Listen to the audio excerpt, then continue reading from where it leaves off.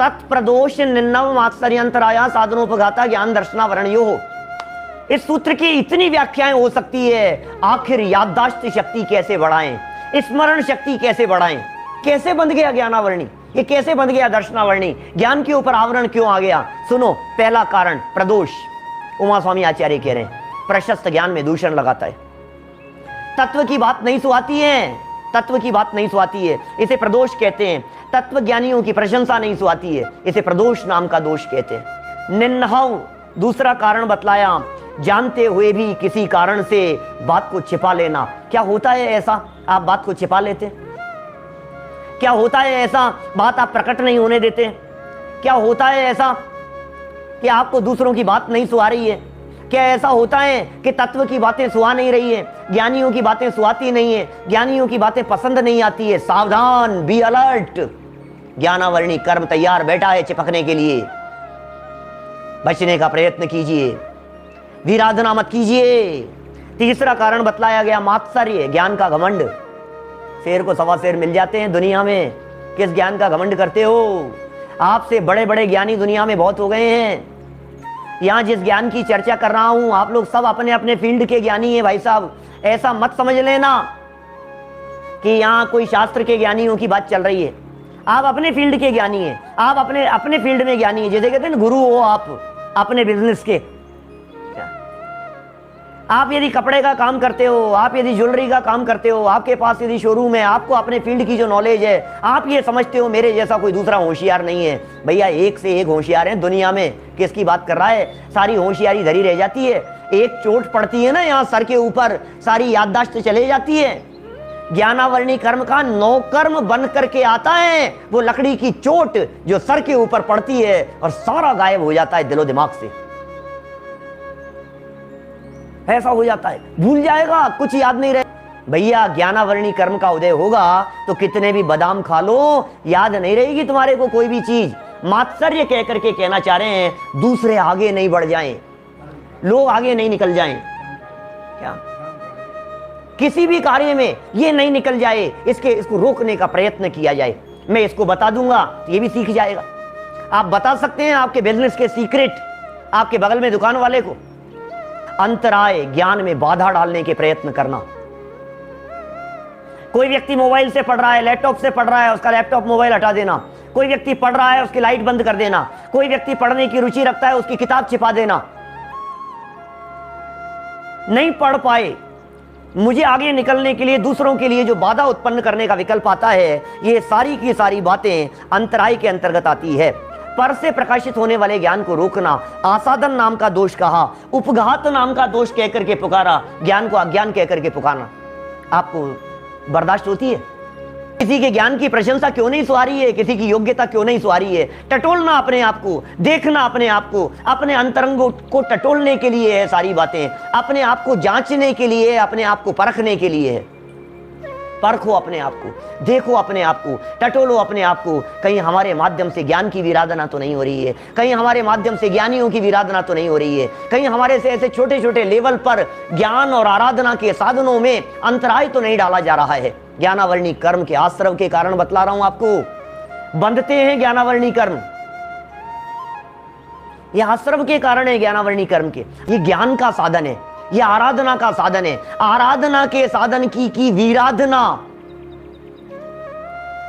और उस वीराधना का फल मिलेगा ये ज्ञानावरणी नाम का कर्म। ज्ञान शून्य हो जाएगा तो क्या करें? इस वीराधना से बचने के लिए आराधना करो, ज्ञान का सम्मान करो, ज्ञानियों का सम्मान करो, जिनवाणी का सम्मान करो, बहुमान करो शास्त्रों का, बहुमान करो किताबों का, ज्ञान का, नॉलेज का सम्मान करो। जब किसी की प्रशंसा हो तो मुक्त कंठ से प्रशंसा करो, निंदा और आलोचना मत करो।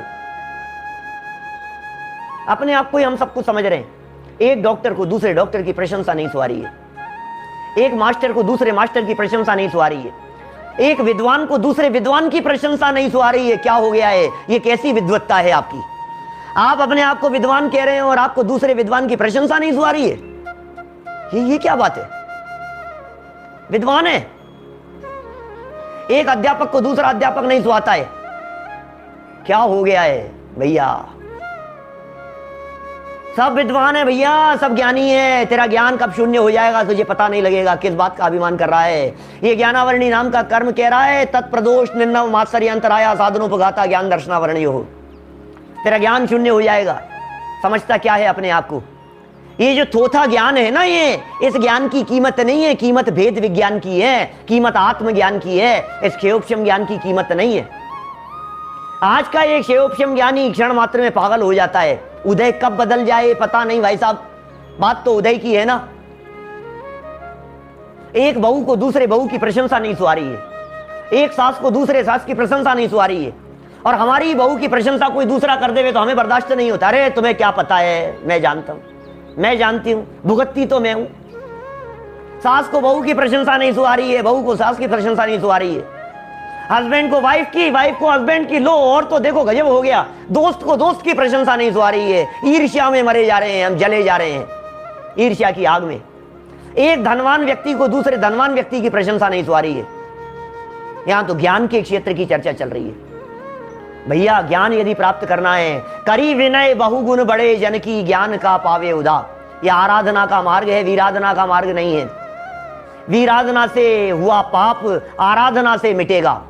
कभी की होगी ज्ञान की आराधना, वीराधना कभी की होगी हमने, ज्ञानियों की वीराधना कभी की होगी हमने, शास्त्र पढ़ने और पढ़ाने वालों की निंदा और आलोचना कभी हमने की होगी। अरे यार इस ज्ञान में क्या दम है यार, आप भी यार पंडित जी क्या बातें लेकर के बैठ गए, कुछ ऐसा सिखाओ हमारे को कि पैसा कैसे कमाया जाता है। पंडित जी कुछ ऐसी बातें सिखाओ हमारे से बिजनेस कैसे बढ़ाया जाता है। ये क्या कर्म कर्म की बातें लेकर के बैठ गए। ये बातें फालतू लोगों के काम है, ये सब पंडितों के काम है। क्या हमें नहीं चाहिए भैया। कुछ भी हो, तू समझ पा रहा है या नहीं समझ पा रहा है, तेरे में समझने की योग्यता है या नहीं है, तेरे ज्ञान की शक्ति कितनी है, सामर्थ्य कितनी है, लेकिन कभी किसी व्यक्ति के ऊपर उंगली मत उठाना, क्योंकि दूसरे के ऊपर उंगली उठा करके दूसरे का नहीं अपने आप का बिगाड़ हो रहा है। ये कर्म सिद्धांत हमारे को कह रहा है।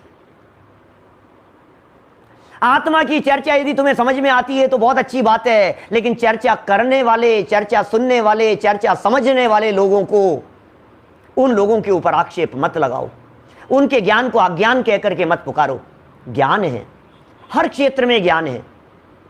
किताबों की विनय करो, जिनवाणी की विनय करो, झूठे मुंह मत बोलो जिनवाणी की चर्चाएं, झूठे मुंह मत करो ऐसी बातें। अभी जब अवर्णवाद की चर्चा करूंगा मैं, तब भी इस प्रकार की बातें करूंगा आपके सामने। बोलो, मेरे पास में इस ज्ञानावरणी कर्म दर्शनावरणी कर्म के प्रसंग को समझाने के लिए कम से कम 20 उदाहरण हैं, कम से कम 10-15 तो कहानियां हैं, उदाहरण हैं, प्रसंग हैं। लेकिन मैं तो मूल मुद्दे की बात करना चाह रहा हूं आपके बीच में।